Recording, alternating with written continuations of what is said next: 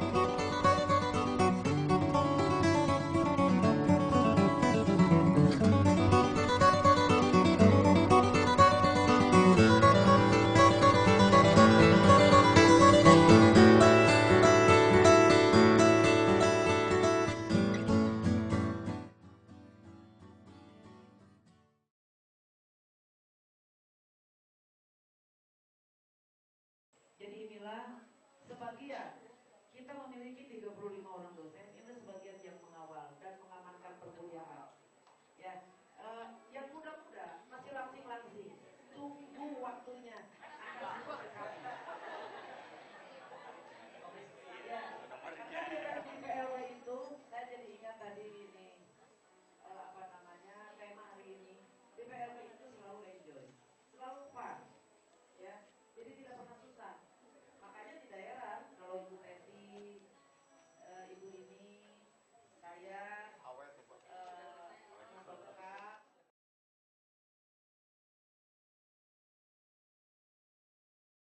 Ibu India Wisnu Sulistiarini, silakan Ibu masuk. ini bicara tentang PLB khusus ya. PLB FKIP Uninus, kalau mau dibandingkan harusnya tidak boleh banding-banding katanya ya dalam hidup itu ya. Tapi kita tidak bisa tidak banding-banding karena kita punya telinga, punya mata, punya pola pikir. Banding-banding nggak masalah lah, asal untuk pola pikir positif ya. Untuk bagaimana kita merubah pola hidup kita menuju sesuatu yang lebih baik. Kalau perkuliahan di PLB FKIP Uninus akan berbeda dengan di perguruan tinggi lain ya. Anak-anak ini masuk ke PLB itu dengan berbagai macam motivasi. Mungkin motivasinya karena disuruh, didorong oleh orang tua, karena banyak di sini itu PLB keturunan. Ya, mungkin juga karena melihat saudaranya, tantenya, kakaknya, orang tuanya, ya. Di PLB itu kalau sudah jadi PNS di Jawa Barat dan Jawa Tengah itu gajinya 2 kali lipat dari dosen. Makanya pada nggak mau jadi dosen. Ya, sedang merebut S2 di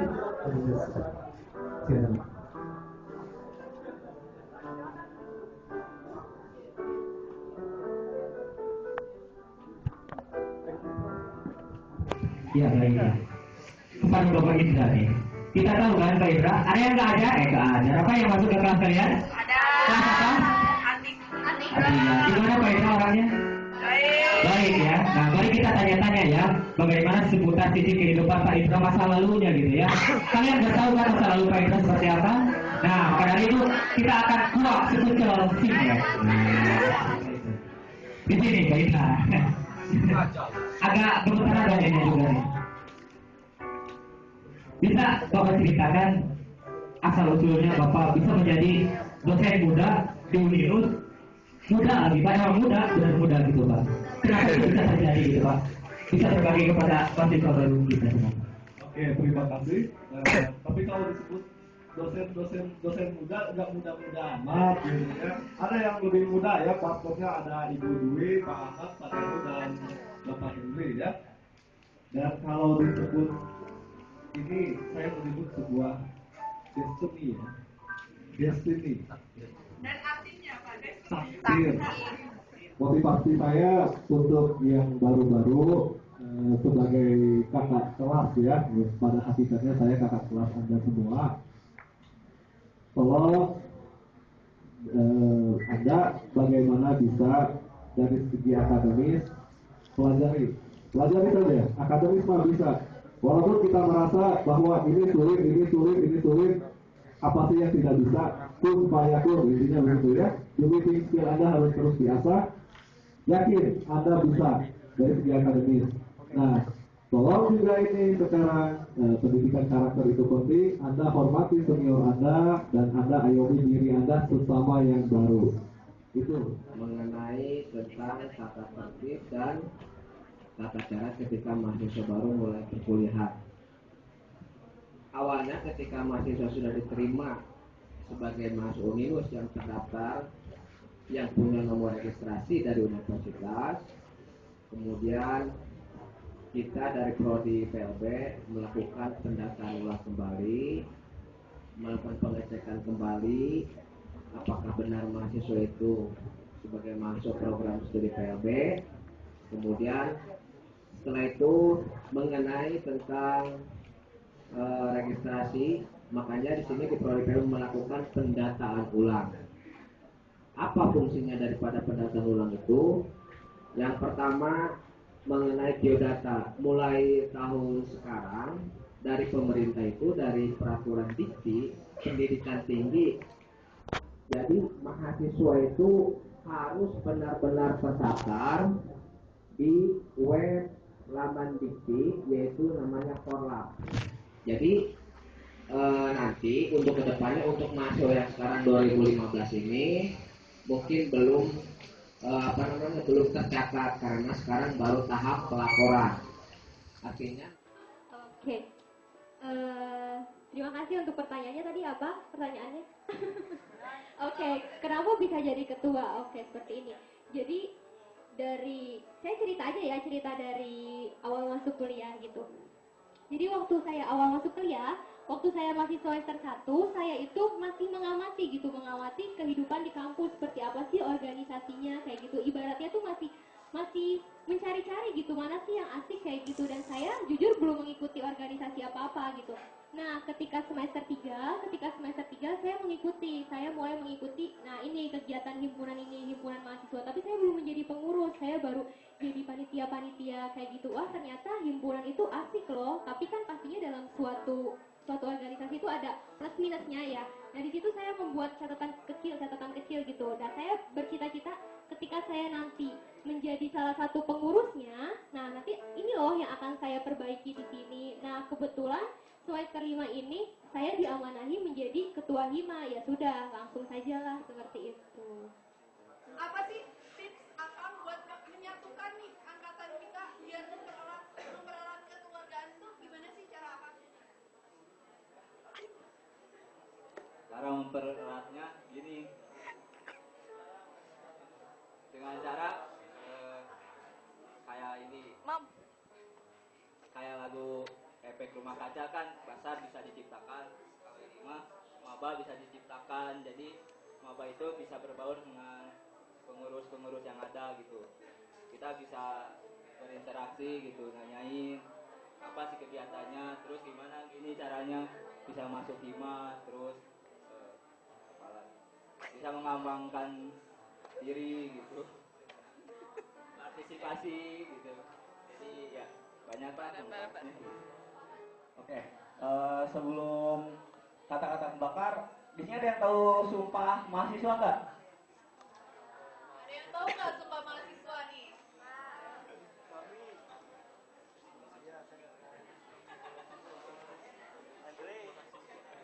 Sok semuanya berdiri lagi ya, kita sumpah mahasiswa. Ayo berdiri lagi. Kita menyebutkan sumpah mahasiswa.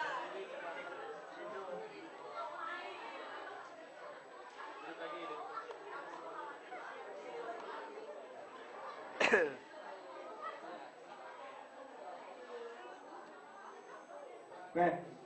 Harus semangat ya, harus semangat ya. semangat. Tambah mahasiswa nih. Sok, yang nggak tahu boleh di searching sok silakan.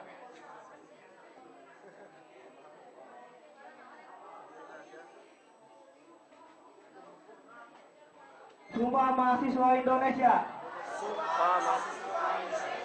Kami, mahasiswa Indonesia. Bersumpah. Bertanah air satu. Tanah air tanpa penindasan.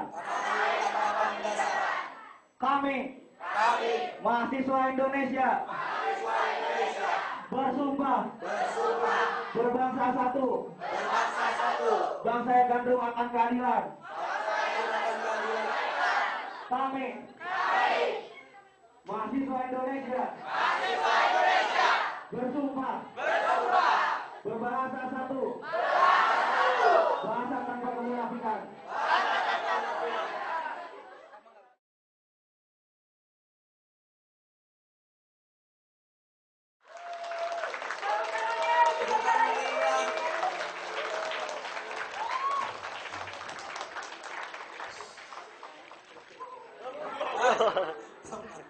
Lagu koplo ini dikit.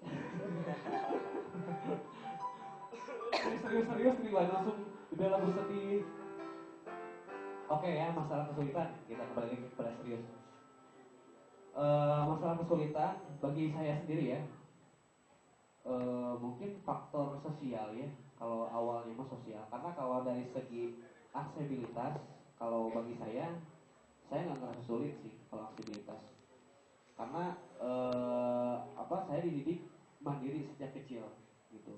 Saya dibiarkan begitu aja, bebas bergaul dengan siapa aja.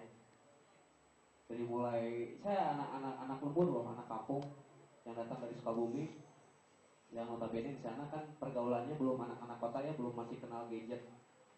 Yang notabene masih kenal kelereng dulu, mainan layangan, nyegat tang layangan. Saya ikutan nguruk etang, nguruk mata belut, nyair. Saya ikutan ujuk-rakan di sawah. Karena orang tua saya tidak membatasi saya. Nah ini juga untuk bagi kalian yang calon-calon guru itu nanti dipakai prinsip seperti itu. Jadi bagi anak disabilitas, itu menghadapi anak disabilitas, itu mendidik anak disabilitas, jangan sampai jangan nanti kamu takut jatuh, jangan nanti kamu takut kotor, jangan bilang jangan. Karena Allah itu sudah mempersiapkan pada dirinya kemampuan dia untuk menghadapi medan-medan yang akan dia lalui. Nah bagusnya orang, mungkin ini berkat orang tua saya, beliau sangat bagus sekali mendidik saya. Dari mulai saya kecil hingga sekarang saya terdidik seperti ini. Beliau membebaskan saya main dengan siapapun, main dimanapun. Gak pernah beliau merasa, "Kang musik sedih tuh Kang." Iya, dia cicerun-cicerun nih, bulu kelek salah. Nah, kalau ngomong masalah orang tua, saya nggak bisa nahan air mata. Karena tadi kan pertanyaan awal, kedua, ketiga nanya, kenapa sih Kang bisa gitu? Kenapa sih Kang bisa gitu? Kunci utamanya adalah orang tua. Kunci utamanya orang tua. Karena orang tua saya hebat, akan menghasilkan anak yang hebat. Kalau orang tuanya nggak hebat, otomatis kehebatannya itu cuma berapa persen.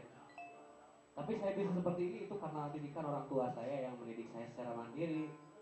Sampai saya mau sekolah, saya sekolahnya sekolah umum ya.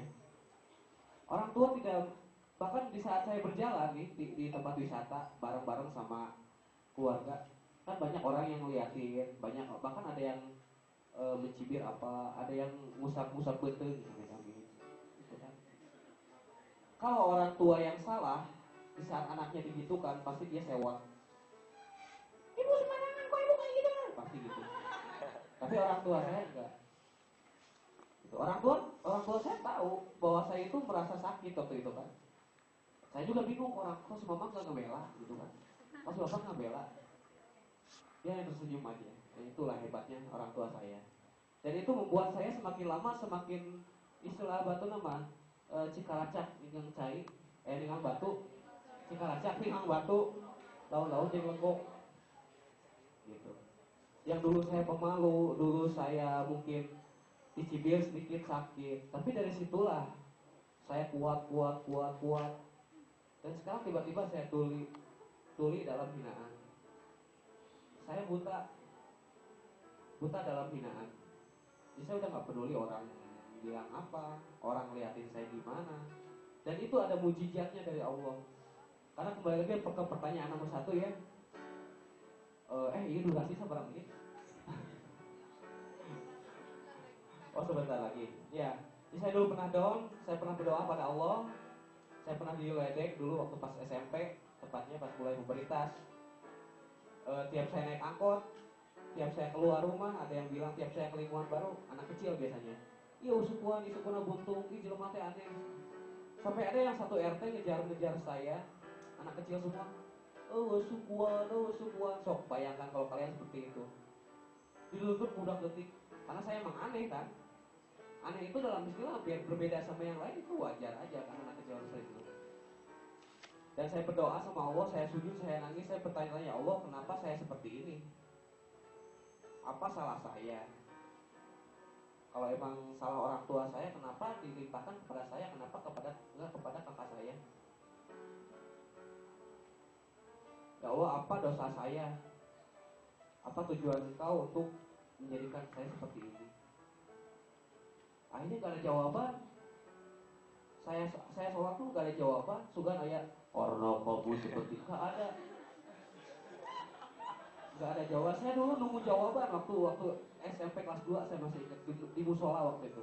Saya di sini, saya sujud, saya nangis dalam sujud saya itu. Ya Allah, salah saya apa sih seperti ini? Gitu. Terus saya suka merinding kalau ini tanya lagi masalah ini. Salah saya apa? Saya nunggu jawaban, ya Allah saya udah di rumah Engkau. Yang kata orang masjid musola itu rumah Allah. Saya menunggu jawaban. Ya Allah, kata orang Engkau itu maha bijaksana, maha pengkabul segala doa. Saya pengen kaki, ya Allah kabulkanlah kaki saya. Tapi enggak, sampai sekarang dia seperti ini. Sampai habis air mata saya. Orang tua saya nggak tahu. Taunya saya main kemana pada saya di masjid. Saya nangis sendiri, curhat. Karena saya nggak kuat. Orang sering bilang nggak ada kakinya gimana. Terutama anak kecil. Saya bingung kalau menghadapi anak kecil. Diajak keluar rumah belum ngerti kalau menunggu dia menjak keluar aja. Akhirnya dalam doa itu nggak ada jawaban, nggak ada sama sekali jawaban. Dan saya mulai lemah, berpikir lagi. Oh mungkin cara Allah itu berbeda memberikan jawabannya. Ya udah, saya berganti lagi Allah. Oke lah, saya seperti ini. Saya bisa terima keadaan saya seperti ini. Saya jadi nggak akan protes lagi dengan keadaan saya seperti ini. Saya akan terima semuanya dengan lapang dada. Tapi saya minta 3 permintaan ya Allah, yang harus Engkau kabulkan ya Allah. Saya nggak akan protes selama Engkau mengabulkan 3 permintaan ini. Yang pertama, putuskanlah urat malu saya, bukan urat kemaluan ya. Urat malu saya. Jangan sampai saya itu berhadapan dengan siapapun, saya merasa minder, saya merasa malu. Berhadapan dimanapun, kapanpun, jangan sampai saya merasa malu. Itu yang pertama. Terus, dan tulikanlah telinga saya di saat ada orang yang menghina saya dengan keadaan fisik seperti ini. Butakanlah mata saya di saat ada orang yang melihat saya dengan tatapan yang entah itu tatapan apa. Beda tatapan apa? Beda tatapan cinta mah tuh. Kadang-kadang ada cewek, saya sok cewek yang ngeliatin saya, karena mah bohong nih tapi sok gitu kan. Ini sekarang. Dulu mah nah. Doa yang kedua, jangan kau turunkan penderitaan seperti ini kepada 7 keturunan hamba dan 7 keturunan orang-orang yang hamba sayangi. Karena apa? Bagi saya sepertinya orang lain tidak akan bisa menghadapi hal seperti ini. Oke, tolong dicobaan, renungkan sama kalian. Kalau kalian berani proses saya, berani proses si akang ini, betah mual. Renungin dulu sampai kok Allah dikabulkan, amin gitu. Langsung seriusan. Gitu. Yang kedua, jangan sampai engkau turunkan. Nah, yang ketiga, jangan, ya Allah sehatkanlah kedua orang tua hamba. Jangan engkau cabut nyawanya sebelum kau cabut nyawa hamba, ya Allah. Karena apa? Baterai dari hamba itu, baterai dari semangat hamba itu adalah kedua orang tua hamba, ya Allah. Sampai saat ini saya di sini, saya di Bandung sendiri tanpa orang tua. Orang tua saya kan Sukabumi, bukan pada meninggal ya. Gitu. Saya berjuang sendiri, saya cari kerja tambahan. Kalau orang lain kuliah istirahat jajan ya. Kalau saya kadang-kadang ke prodi, periksa tensi, kolesterol sebulan gula. Karena itu buat tambahan saya hidup di Bandung. Dan saya ingin menunjukkan bahwa saya nggak mau ngerepotin orang tua. Meskipun, kecuali kalau memang saya sudah kadesek. Tapi selama saya bisa, selama saya mampu, saya akan berusaha sendiri cari uang. Yang ketiga itu jangan sampai engkau. Nah, semenjak doa itu terjadi sampai saya terlelap setengah tidur dalam sujud saya itu, saya bangun dan saya pindah ke rumah. Di malam harinya saya tidur dalam mimpi saya dalam keadaan normal. Keadaan saya normal. Tiap sekarang nih kalau sekarang tidur. Dalam mimpi saya normal aja, punya kaki, jalan biasa. Nah mungkin menurut psikologis karena tiap hari seperti itu, jadi dalam bawah sadar saya kadang-kadang tadi kan sok-sokan gaya giar naonnya itu. Karena saya kadang-kadang kalau saya jalan saya merasa normal, kecuali kalau saya melihat kaca atau melihat bayangan saya baru saya sadar oh saya gier. Tapi di saat saya naik tangga, di saat saya jalan, di saat pas saya pakai motor saya nggak sadar bahwa saya itu berkebutuhan khusus. Kadang saya suka merasa kasihan pada teman-teman saya berkebutuhan khusus. Ya Allah kasihan nih. Sama jenisnya kayak saya ada di semester 5. Saya kasihan dia. Enggak nyadar kalau saya itu seperti ini. Itu jawaban yang nomor 3. Jadi saya terkadang tidak menjadi kalau saya itu ABK. Karena semenjak doa yang tadi itu. Gitu. Dan kalian jangan pernah menyadari jangan pernah fokus pada kelemahan kalian. Kalau kalian fokus pada kelemahan kalian, kenapa saya dari semester 1 sampai semester 7 nggak pernah dibantu naik tangga di Pamuakan skateboard? Saya suka nolak, bukan berarti teman saya nggak care. Karena semakin kita menyadari kebenaran kita itu membutuhkan bantuan orang lain, ya kan? Semakin kita sadar kekurangan kita. Nah saya suka nolak, selama saya bisa, kecuali lalu gue bisa karena itu. Seperti dan saya pun suka memberi itu sama anak A, jangan mau dituntut terus sama murid saya yang anak A mendidik saya. Kalau bisa kamu berusaha hafalin jalan ini sehingga kamu seolah-olah kamu itu keberadaan kamu itu normal aja gitu. Nah itu prinsip saya. Bukan berarti saya songong senang bingung dibantu, bukan. Tapi selama saya bisa naik motor, naik kursi, naik ke lantai 3, selama saya bisa, toh saya masih punya fisik yang masih diberikan sama Allah, masih punya tangan, masih ada sisa kaki, dan itu masih bisa dimanfaatkan oleh saya. Itu mungkin.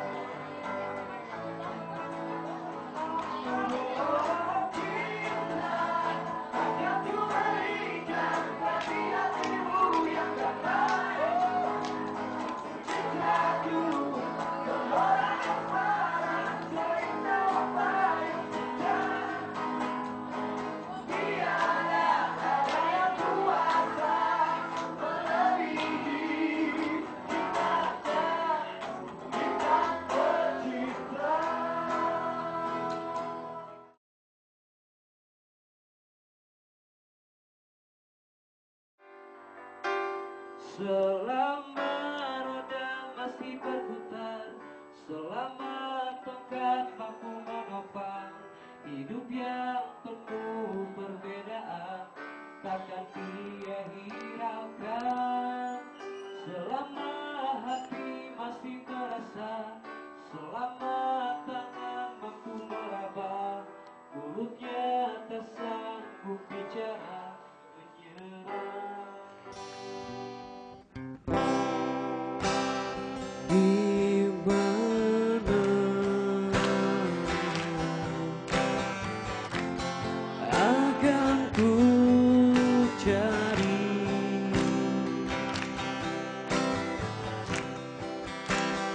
aku menangis seorang diri.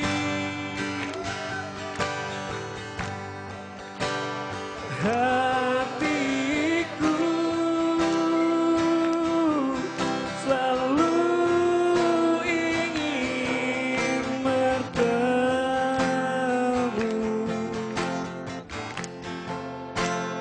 untukmu. Yang cinta pada ayah, nyanyi semuanya. Ayah tercinta. Nyanyi ya, bantu ya.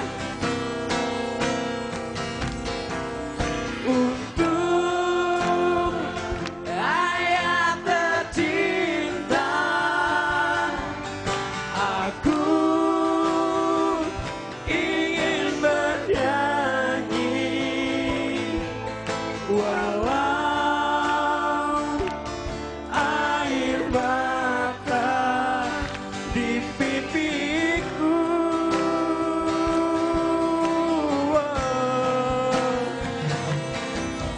Ayah, dengarkanlah, aku ingin berjumpa walau hanya dalam mimpi.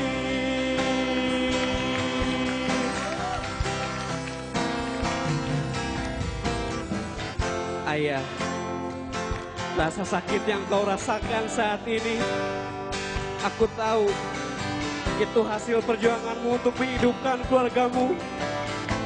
Ayah, maafkan aku sampai saat ini belum bisa berbakti padamu. Maafkan aku ayah. Mungkin hanya lewat lagu ini aku dapat persembahkan untukmu semuanya. Untuk ayah tercinta, aku ingin bernyanyi walau air mata di pipiku.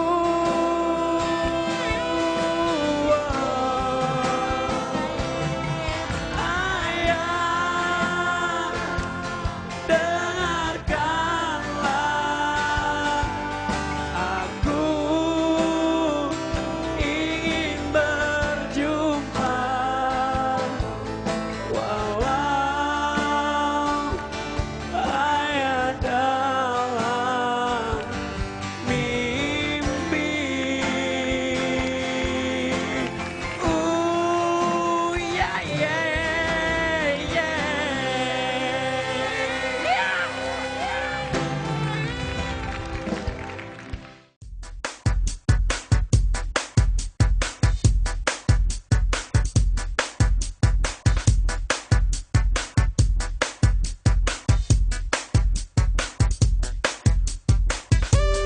You got a baby, touch my love. I'm just riding her. Know you've been doing crazy things, trying to me.